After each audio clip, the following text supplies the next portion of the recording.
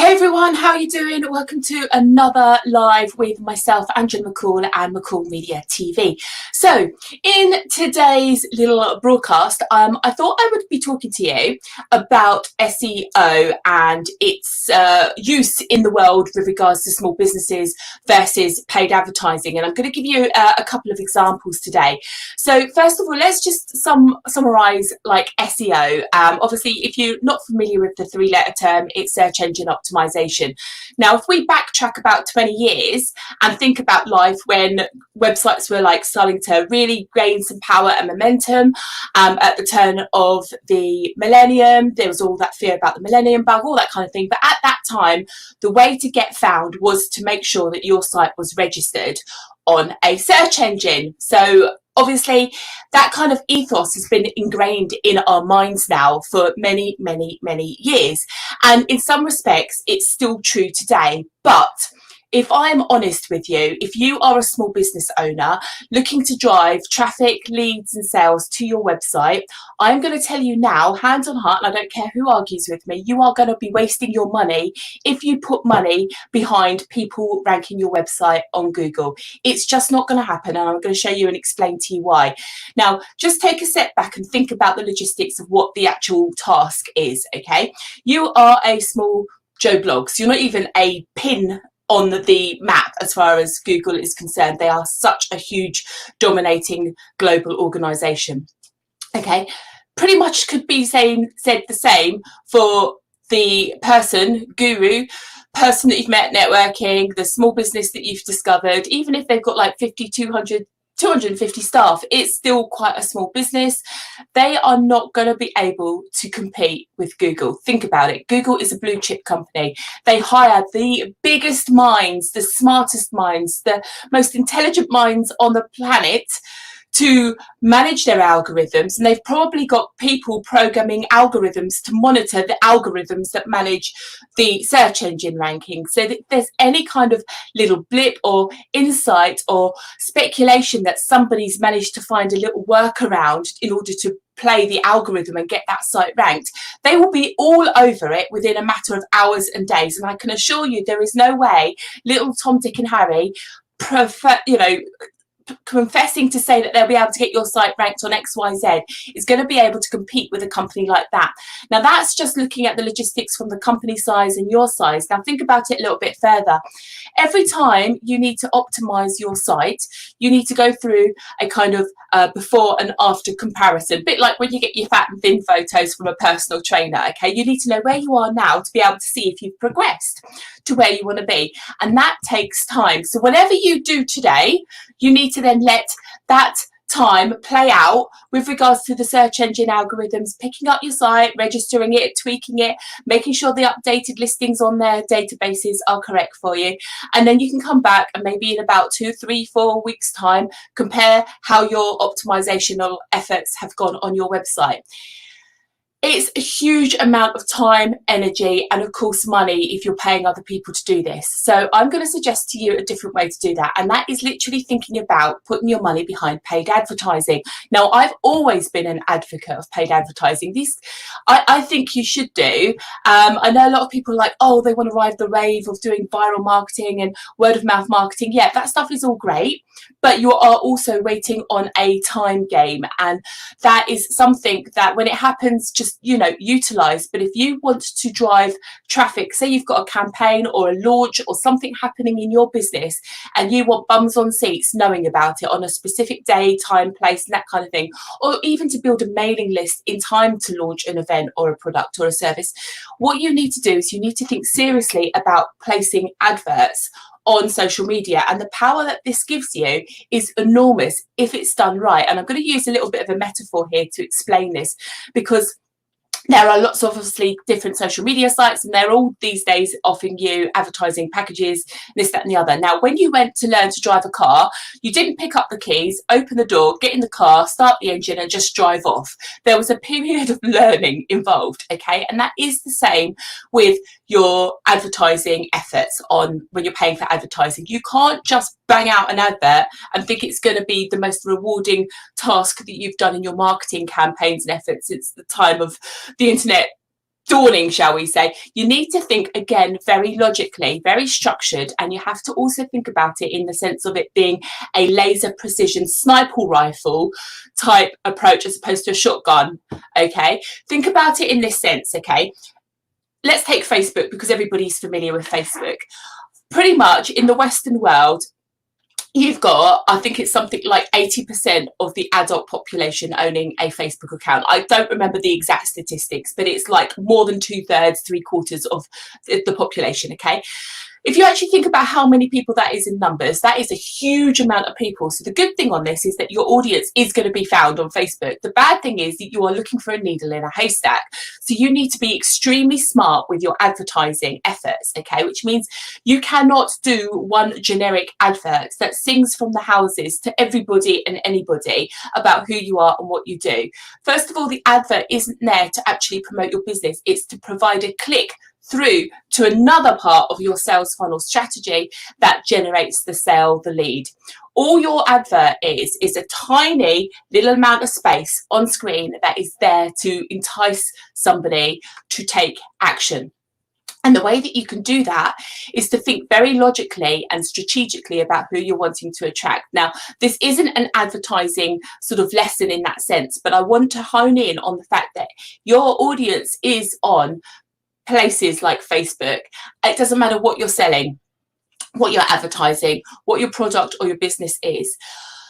You need to be able to niche focus down and do one advertising campaign for one specific audience group for one specific product or problem that you're trying to solve. Okay, so it's really, really fine-tuned, and even then go down and you can split test out and do A/B split testing. But that's going into a bit of a sort of a digital marketing lesson, and I don't want to do that. I'm going to actually cover these sorts of things in another day. But what I want to do now is I just want to share my screen with you, because I'm going to give you an example as to how search engine optimization, it still does have its place. I'm not anti-SEO by any means. I still put a lot of time and effort into making my blog articles on my website, and every blog article I do, I then register with Google instantly to save waiting weeks for that article to be picked up by their algorithms. And with regards to YouTube, SEO is still very, very much the top task that you need to do once your video has gone live and you finished, or you're uploading a video. Like right now, in the next 20 minutes after I finish this live, I literally go in and perform all my SEO optimizational tasks for my YouTube video. Obviously, YouTube being owned by Google, so it's all part of the same package in that sense, or the same strategy and ethos.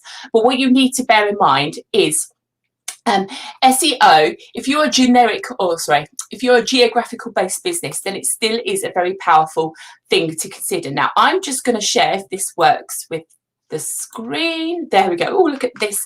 Right, I'm on Google, and I'm going to just do a quick search for a geographical based business. Now, my very first ever job was in the lobster pot, washing dishes. Okay, now I grew up in Feltham, which is a little village just next to Bognor Regis on the south coast. Okay, and I know you can't see this all very well. Let me change the screen. There we go. All these little red dots on this map, there we go. All of these are the red dots in the UK that have a restaurant or a cafe called the Lobster Pot.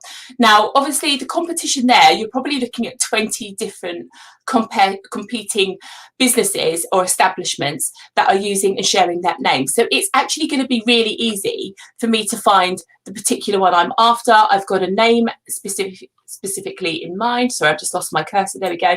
And so I'm just going to scroll on in, because I know where I used to live, down on the south coast. There we go, the Lobster Pot.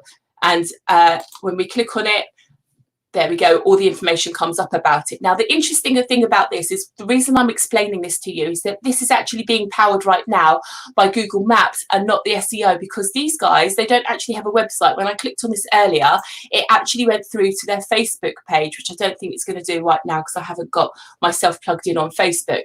So they're ranking through their Google Maps and their reviews and their Google account, as opposed to actually doing so through their website. But the point remains that if I was to change this search to restaurants in Bognor Regis, let's say, again, there is a fine number of restaurants that will fall into that category. And as you can see, one of them, let me see if I can go in. There we go. Again, I have come up with all the restaurants, can't remember its name, but I knew it was right on the coastline. So then I can obviously do a process of elimination and locate it. And that is when search engine optimization is powerful for you. If you're a geographical based business where you are serving a specific area, whether you're a plumber, a hairdresser, mobile hairdresser, or you have a physical bricks and mortar business where it's locked into a certain location, then you really need to be all over your SEO, because you know you need to be really utilizing all of the names in your local area, because that's where people search. They don't want to find the lobster pot in New York. They don't want to find Tom, Dick and Harry's you know, electrical services in Australia. They want to find it, the one that's 2 minutes up the road from where they live. And that is when search engine optimization is powerful, and you should really invest your time and energy in it. Otherwise, for any other type of business service provider, you are competing on a term that the entire globe is competing on, and it is a complete waste of time. You are so much better putting your £100, £400, £1,000 budget, whatever your budget is, behind a strategically planned out, mapped out, paid Facebook advertising campaign, whereby every time you run that campaign, let it run for 24 hours and tweak just one metric. So change the image, round 1, round 2, change the title, round 3, change the description, and so on and so on and so on. And you will fine tune and perfect and perfect and perfect, and you will see exactly where your money is going, which means when it works and it works well, you can back that winning horse, rinse and repeat that tactic, and do lots of adverts that way. Or obviously, if it's not working so well, you can stop that and basically not repeat the same mistake again. And that is my sort of summary today on SEO versus paid advertising. I think SEO for most businesses now is like flogging a dead horse. If you are trying to compete on a term that the globe is going to compete on, you are not going to get anywhere with it. Do not waste your money putting it into SEO on your website. You'll be better off doing Yoast SEO if you're a WordPress user, and if you really want to get fancy, paying the 70, 80-ish pounds that they charge to upgrade to their platform and utilize some extra tools and benefits and features that way. And 80 quid once a year is far better than spending £200-300 a month to some overzealous SEO guru who thinks that they can beat the Google algorithm and all those humongous brains down in Silicon Valley. So that's where I'm up to today. I hope that kind of summarizes a lot of things. Oh, I can just see a comment. I haven't done this before. Okay. Megan, what is a Fanta website?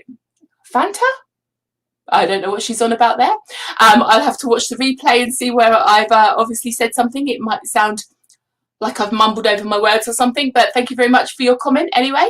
And that's it. So that's it from me today. If you do have any other questions or queries or things that you want me to cover, I do have the hashtag AskMcCallMedia running across the screen there. So it does work on all social media sites, and I also have my Google alerts set up to listen for it. So you use it, I will find out. And if you are watching, please do support my channel by subscribing or following, depending on which platform you are watching. I really do appreciate it. And thank you very much. That's it for me today. Okay, bye-bye.